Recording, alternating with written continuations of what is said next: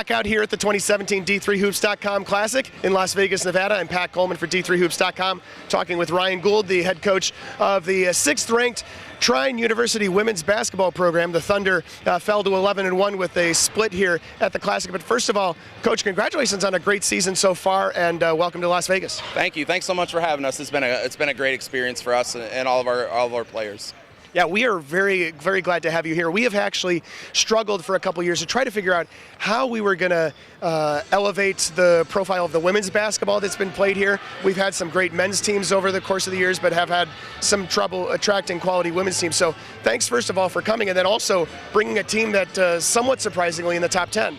Yeah, we scheduled this out about 2 years ago, hoping that we would be good enough by the time we got here to compete and see some good teams. So to be able to play Amherst and to be able to play Stout yesterday is a great experience for us.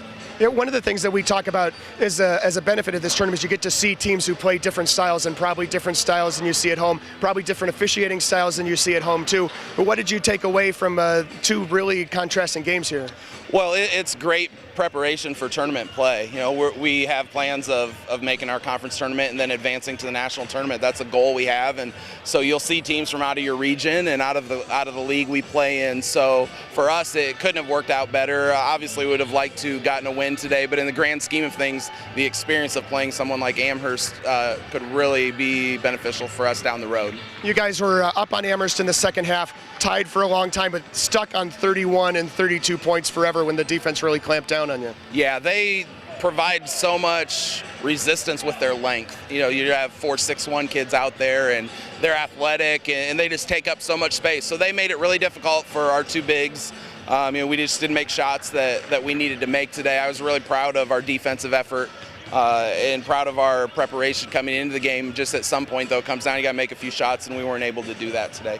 Yeah, Hannah Martin at least got something done offensively today, but it was really a struggle for Dawson. Yeah, Brandy struggled both days, which is definitely not the norm. She's carried us thus far in the season, carried us a lot of the year last year. She's a tremendous player, and I know she's a little disappointed with how she played here these 2 days, but she's definitely an All-American caliber player for a reason, just something that she'll learn from and bounce back next week. What's it like for you guys being in the MIAA when all the focus is on Hope and Calvin and Hope, and then Hope and Calvin again? It's been a challenge. You know, the first year where our coaching staff was assistant coaches, you know, we went up to Hope and got beat by 50. Calvin probably beat us by about 40. So it's a great measuring stick. If you can get to the point in your program where you're competing with Calvin and you're competing with Hope, you can play with anyone in the region and really nationally. So it's been a quick climb for us. You know, we've done it pretty quickly, able to win the league last year, and it's just a credit to our girls. As you saw today, they work tremendously hard. They take a lot of pride in their defense, and it's been fun to be able to get ourselves into the conversation with Hope and Calvin. We have such high respect for both of those programs. Competing with Hope and Calvin on the floor, now competing with Hope and Calvin in terms of the arena.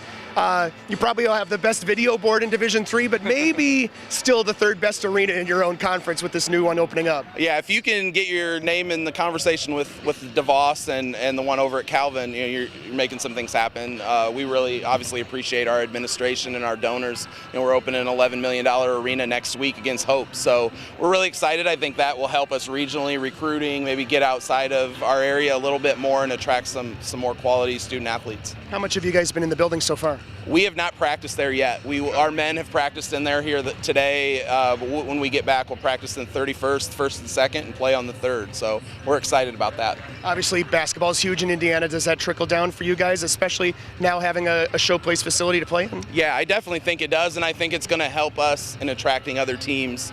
Some high school teams, some showcase events and things like that. Just to get Trine's name and branding out there, I think is going to be huge for us as a women's basketball program.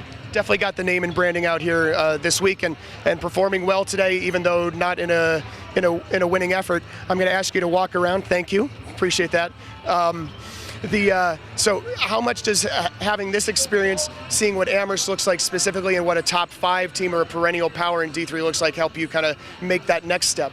Well, we talked about it in the locker room here. If that's a team that's a national champion, we're not as far away as maybe we thought. So I think it really should boost our confidence. You get over the disappointment here today, maybe a little bit into tomorrow, and then we get back home and hope comes to town. I think they're ranked sixth or 7th right now. So to be able to play someone like Amherst and see what a championship team looks like is a great thing for us, and it gives us something to aim at moving forward here the next couple months. Of course, this trip in Las Vegas, Nevada, there's a lot of other things to do other than play and watch basketball. Mostly, we just watch basketball. But what are the things that you guys have gotten to do as a team? We were able to go to a comedy magic show last night. We took the team down and walked the strip. They went to the Wax Museum. And so we've had some fun adventures while we're here. We'll do some fun things yet tonight. And then we head out 6 o'clock tomorrow morning. So back to reality. I think it's -4 in Indiana right now. So we'll be back to that cold reality here quickly.